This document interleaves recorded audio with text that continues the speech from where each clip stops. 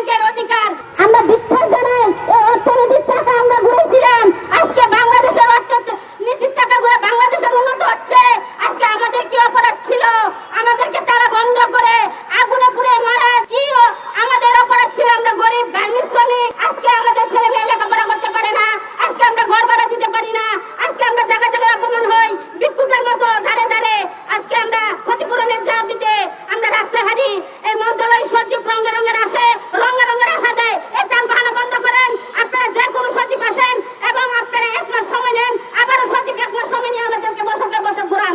আমরা এইসব নাটক বন্ধ করেন, আমরা এই রমজানের মধ্যে সমস্যার সমাধান করেন। 4 দফা দাবি যদি না মেনে নেন তাহলে আমরা 172 জন শ্রমিক এই শ্রমভবনে বসবো। আমরা চাই আমাদের দাবিগুলা আমাদের বাস্তবায়ন হোক। আমরা ভিক্ষা চাই না, করোনা চাই না, আমি চাই আমার অধিকার, আমাদের শ্রমিকের অধিকার।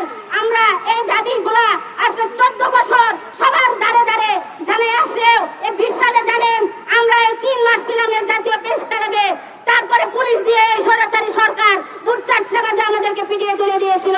কি অপরাধ ছিল আমাদের? আমরা বাংলাদেশের সুশীল সমাজের মান্যগণ্য ব্যক্তিদের কাছে একটাই প্রশ্ন করতে চাই, আমাদের কি অপরাধ?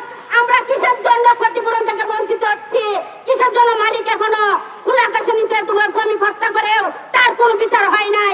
আমাদের কিছু শ্রমিক আছে যে তালিকাভুক্ত হতে পারে নাই, ঘটনাস্থলে ভয়ে বাড়িতে চলে গেছিল, তাদেরকেও তালিকাভুক্ত করার জন্য আমি সরকারের কাছে দাবি জানাই।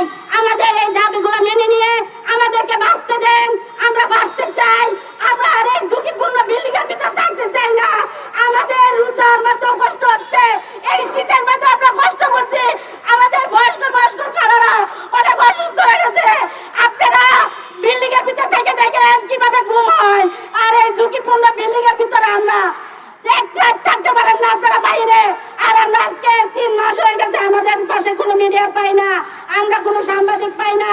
কে ভাই 24 তারিখে তো আপনারা সবাই যান, তাহলে 3 মাস আপনারা কিসের জন্য আপনারা দেখেন না? আজকে যদি মন্ত্রী ম্যাজিস্ট্রেট বসতো তাহলে আজকে আপনাদের ভিড় পড়ে যেত, কারণ আমরা শ্রমিক, আমাদের শ্রমিকের লাভের কোনো মূল্য নাই, আমাদের জীবনের কোনো মূল্য নাই। এই রুতার মধ্যে আমরা কত কষ্ট করে পড়ে রয়েছি। আর তাই সরকারের কাছে আমার আকুল আবেদন, আমি নতুন সরকারের কাছে চিঠি দিয়েছি, আপনি আমাদের 4 দফা দাবিগুলা মেনে নিয়ে আমাদেরকে বাঁচার মতো সুযোগ করে দেন।